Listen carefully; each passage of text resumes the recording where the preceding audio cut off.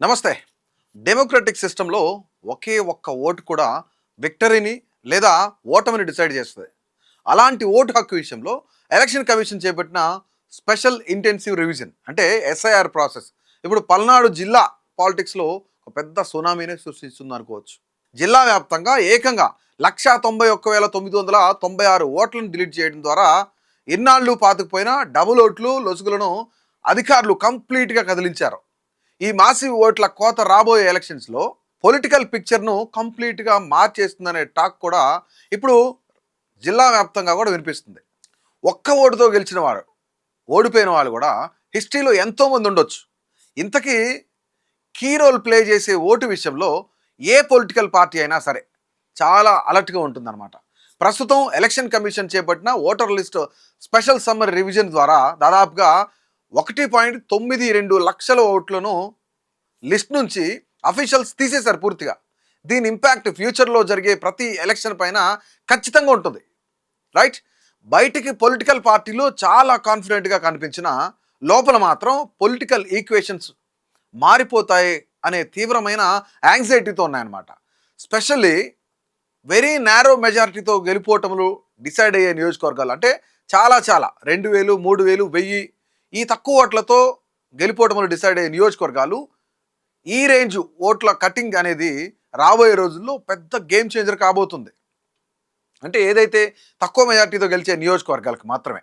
గతంలో local bodies, assembly లేదా parliament ఎలక్షన్స్లో ఏ వచ్చినా సరే వేరే ఏరియాలో ఉండేవాళ్ళు ఓట్లు వేయడం కోసం పొలిటికల్ లీడర్స్ పెద్ద ప్లానింగ్ చేసేవాళ్ళు అనమాట. వేరే ఊళ్ళలో జాబ్ చేస్తున్న వాళ్ళు కానీ, మ్యారేజ్ అయ్యి అత్తగారింటికి వెళ్ళిన వాళ్ళు కానీ, ఆ ఆడపిల్లలను అయినా సరే వాళ్ళు బతుకు తెరువు కోసం వేరే స్టేట్స్కి మైగ్రేట్ అయ్యి కొంతమంది వెళ్ళిన వాళ్ళు ఉంటారు. వాళ్ళనైనా సరే ఎలక్షన్ టైంకి స్పెషల్గా రప్పించి తమ పార్టీకే ఓటు వేసేలా స్ట్రాటజీలు కూడా చేసేవాళ్ళు.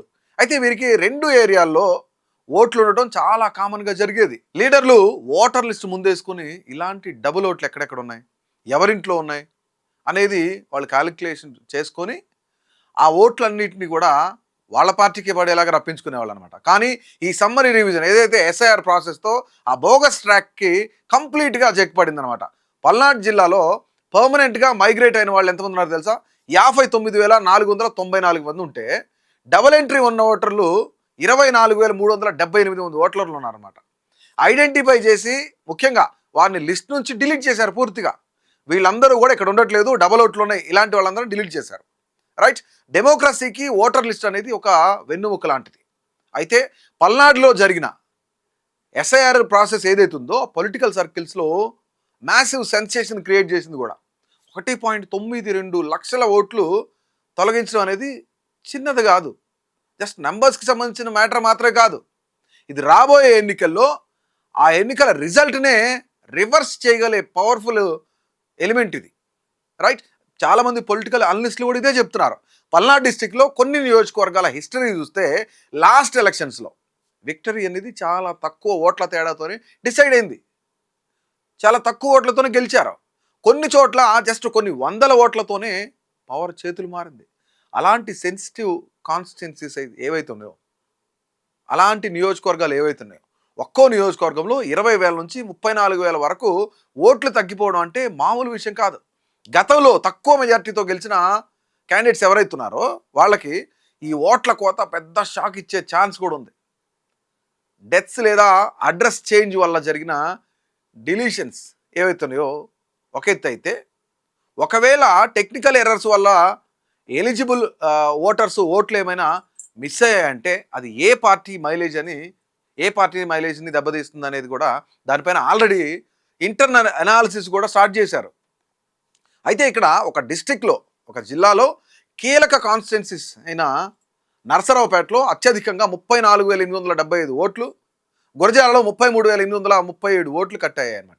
అయితే నరసరావుపేట టౌన్ కానీ, రొంపిచెర్ల మండలాల్లో కానీ డబల్ ఎంట్రీలు, లోకల్గా లేని వాళ్ళు అంటే మైగ్రేట్ అయ్యి వెళ్ళిపోయిన వాళ్ళు కానీ, చనిపోయిన వాళ్ళ ఓట్లు చాలా ఎక్కువగా ఉన్నట్లు కూడా తేలింది. రైట్, రివిజన్కి ముందు జిల్లాల్లో మొత్తం 17,41,798 మంది ఓటర్లు ఉంటే కొత్త డ్రాఫ్ట్ లిస్ట్ ప్రకారం చూసుకుంటే అది 15,49,802కి పడిపోయింది. ఇందులో అడ్రస్ లేని ఓటర్లే 46,000కు పైగా ఉన్నారన్నమాట. అంటే అక్కడ ఉన్న పరిస్థితి ఏంటనేది మనం ఒకసారి అర్థం చేసుకోవచ్చు. ఇక్కడ ఇంకో ఇంట్రెస్టింగ్ పాయింట్ ఏంటో తెలుసా? పల్నాడు జిల్లాలో ఆల్మోస్ట్ అన్ని నియోజకవర్గాల్లో మెన్ కంటే ఉమెన్ ఓటర్స్ సంఖ్య చాలా చాలా ఎక్కువగా ఉండేది. మగవారి కంటే ఆడవాళ్ళ ఓట్లు ఎక్కువ ఉండేవి. అయితే పెదకూరుపాడులో మొత్తం 2.11 లక్షల ఓట్లలో ఉమెన్ ఓటర్స్ చూసుకుంటే అంటే 1,08,000 పైన ఉన్నారనమాట. పురుష ఓటర్లు అయితే 1,03,000 మంది పైనే ఉన్నారనమాట. రైట్. చిలకలూరుపేట, నరసరావుపేట, సత్తెనపల్లి, వినుకొండ, గురజాల, మాచర్ల ఇలా ప్రతి చోట కూడా మహిళా ఓటర్లది పైచేయిగా ఉంది.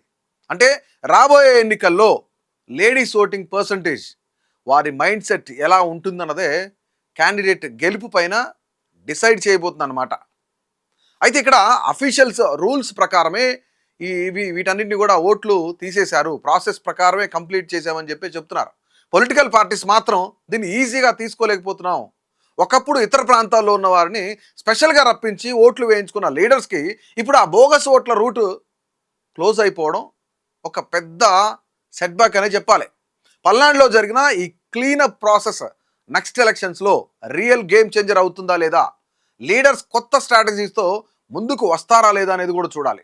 మరోవైపు ఇది కేవలం కూటమి ప్రభుత్వానికి అనుకూలంగానే మాత్రం జరుగుద్ది, బీజేపీకి అనుకూలంగా మాత్రమే జరుగుద్ది, మిగతా ఓట్లన్నింటినీ కూడా తీసేస్తారు. అటు తెలంగాణలో కాంగ్రెస్ పార్టీ ఎవరైతే సానుభూతి పరులు ఉన్నారో వాళ్ళందరూ ఓట్లు తీసేస్తారు.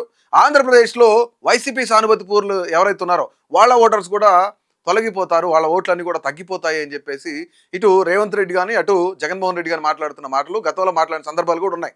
సో ఒక్కసారి మనం హిస్టరీలోకి వెళ్ళి చెక్ చేస్తే పశ్చిమ బెంగాల్లో దాదాపుగా 90 లక్షల ఓట్లు పోయినాయి, తమిళనాడులో 75 లక్షలు, బీహార్లో 70 లక్షలు. అంటే చాలా పెద్ద ఎత్తున పోతున్నారు. రాష్ట్రాల వారీగా చూసుకుంటే దాదాపుగా 70 నుంచి 90 లక్షల వరకు ఓట్లు తీసేస్తున్నారు అనేది చాలా, ఇదంతా కూడా ప్రాంతీయ పార్టీలకి దెబ్బే అని చెప్తున్నారు. రైట్. ఓవరాల్గా అసలు ఎస్ఐఆర్ ప్రక్రియ పైన మీ అభిప్రాయం ఏంటి?